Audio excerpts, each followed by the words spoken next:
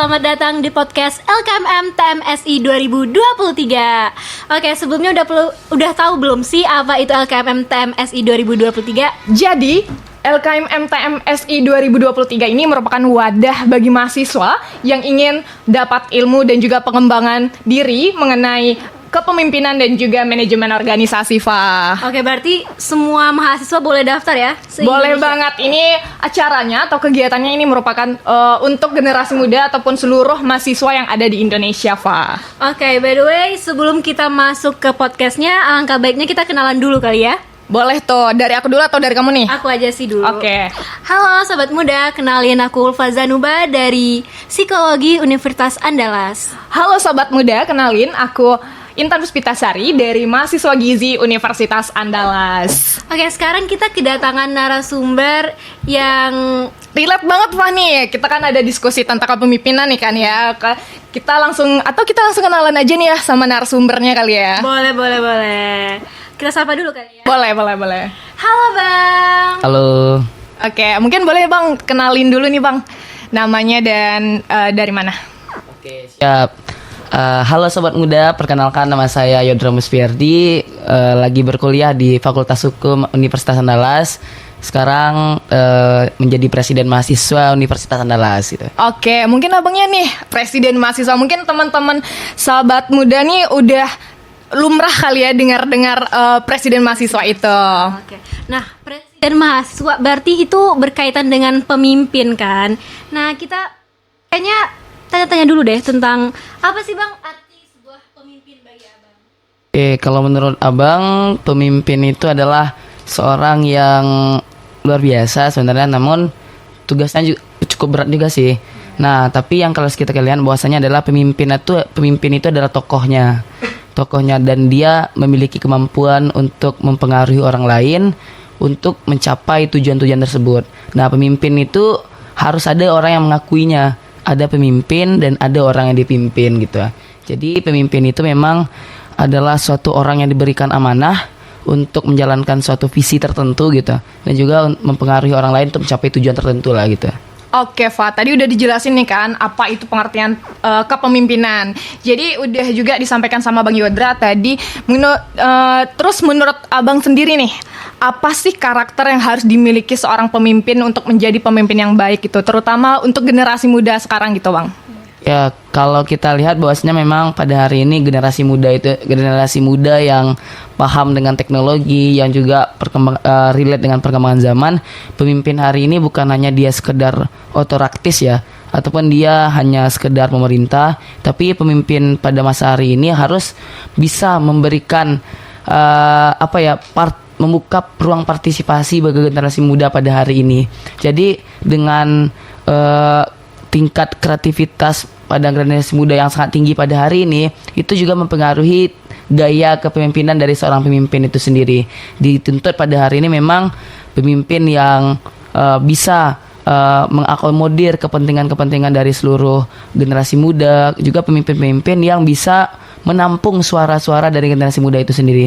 Dan juga kalau kita lihat bahwasanya pada hari ini pemimpin yang diidolakan oleh generasi muda adalah pemimpin yang memang bisa untuk sama ataupun bisa sefrekuensi dengan mereka pada hari ini gitu. Kalau kita lihat juga, kalau kita lihat mungkin pada hari ini banyak muncul pemimpin-pemimpin muda dan segala macamnya lah gitu. Mungkin itu sih. Tadi itu pemimpinnya itu adalah orang yang memimpin dan juga bisa berkontribusi dan juga sefrekuensi ya Bang sama orang yang dipimpinnya. Nah, menurut Abang nih Bang, apa sih kiat-kiat yang harus dimiliki oleh generasi muda untuk bisa menjadi seorang pemimpin? Ya, kalau kita menjadi seorang pemimpin, kita juga harus siap dipimpin sebenarnya gitu. Karena kan seyogyanya kita tidak bisa menjadi pemimpin jikalau tidak ada orang yang kita pimpin gitu.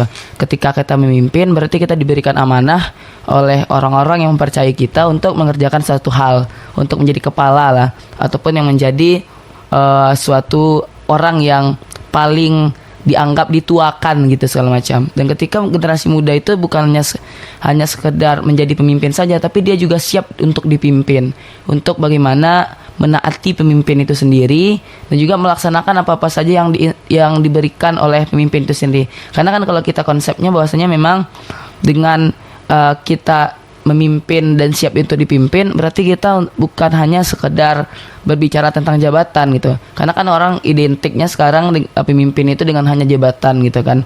Kan lebih dari itu, pemimpin itu juga kalau kita lihat bukan hanya sudut pandang sempit gitu sebagai suatu jabatan, bisa memimpin diri sendiri, memimpin keluarga nantinya mungkin bagi nanti di masa depan, juga pemimpin bagi di masyarakat dan bangsa dan negara ke depannya gitu.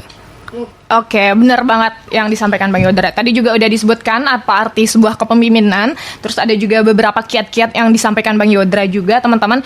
Jadi mungkin mau nanya juga nih, gimana sudut pandang Bang Yodra sendiri terhadap pemimpin Indonesia. Terutama nih kan Bang, kita juga ada sekarang lagi isu-isu nih pemilihan pemimpin kita gitu. Lagi tahun-tahun pemimpin untuk selanjutnya gitu. Bagaimana tanggapan Abang mengenai pemimpin Indonesia saat ini? Oke, kalau ditanggapi bahasanya memang pada hari ini pemimpin yang harus memimpin Indonesia itu adalah pemimpin yang bisa membawa arah ke Indonesia ke arah yang lebih baik. Dengan Indonesia itu salah satu negara yang besar, tapi masih pada hari ini Indonesia masih bergantung pada negara lain, sumber daya alamnya masih dikuasai oleh asing, sumber daya manusianya juga belum terlalu bisa bersaing di tingkat internasional. Kita masih mengandalkan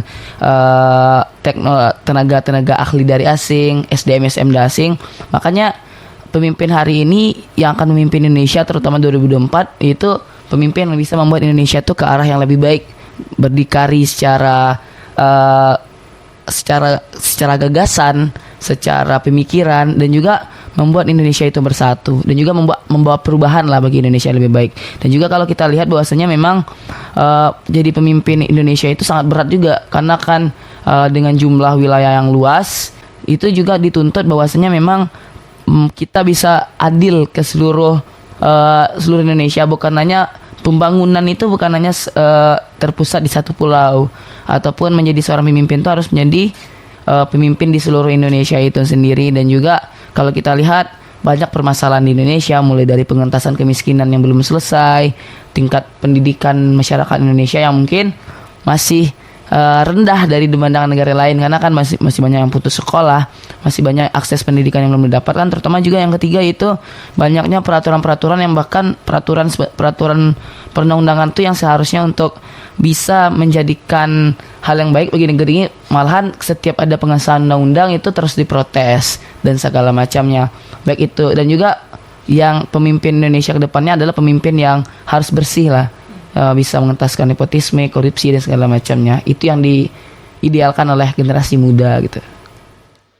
Ada banyak sekali tanggung jawab dan tantangan yang harus diselesaikan oleh pemimpin Indonesia ini. Nah, tadi sebenarnya juga udah disinggung sama Bang Yodra tentang di era yang globalisasi ini pasti banyak tantangan yang dihadapi oleh pemimpin masa kini.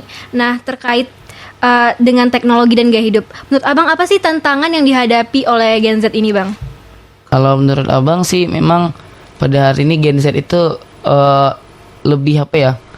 Dia orang-orang yang kreatif, tetapi memang di satu sisi dia juga belum siap untuk tantangan yang lebih besar. Ketika ada masalah, dia cenderung menghindar gitu dan segala macam, apatis terhadap masalah-masalah, mungkin ada problematika yang ada di negeri ini dan segala macam. Mungkin yang menjadi tantangan itu bahwasanya memang di era Gen Z sekarang itu, terutama bagi masyarakat bagi pemimpin yang ada di Indonesia, itu bagaimana memfasilitasi generasi muda yang kreatif tadi, generasi muda yang punya ide-ide produktif tadi, untuk bisa dikembangkan karya-karyanya tersebut, dan juga untuk bisa mereka dididik ataupun dipersiapkan menjadi generasi emas 2045. Kan kalau kita lihat maksudnya kadang-kadang kan Indonesia tahun 2045 akan bonus demografi ya, atau nanti bisa jadi jikalau itu tidak dipersiapkan malah jadi lost generation gitu, ataupun jadi lost generasi lah, bukannya menjadi generasi emas malah jadi generasi yang bumerang bagi Indonesia ke depannya nanti. Makanya itu tugas berat juga bagi kita semua gitu. Oke, mungkin tadi juga disinggung nih Fa, dari Bang Yodra sendiri tadi 2045 nanti kita juga banyak bonus demografi tentunya. Nah, strategi apa sih yang harus kita persiapkan untuk menghadapi tantangan tersebut sebagai seorang pemimpin, Bang? sebagai seorang pemimpin, pertama kuncinya memang kita harus bisa bagaimana kita mempersiapkan anak-anak muda ini sebagai memang jadi seorang pemimpin yang akan menghuni segala lini di negeri ini gitu, di sisi penting. Baik itu nantinya di sektor kesehatan, di sektor teknokrat, di sektor pendidikan, di sektor keuangan, di sektor pertahanan, itu harus orang-orang terbaik di negeri ini yang mengisinya. Jikalau tidak, itu akan dikuasai oleh asing gitu.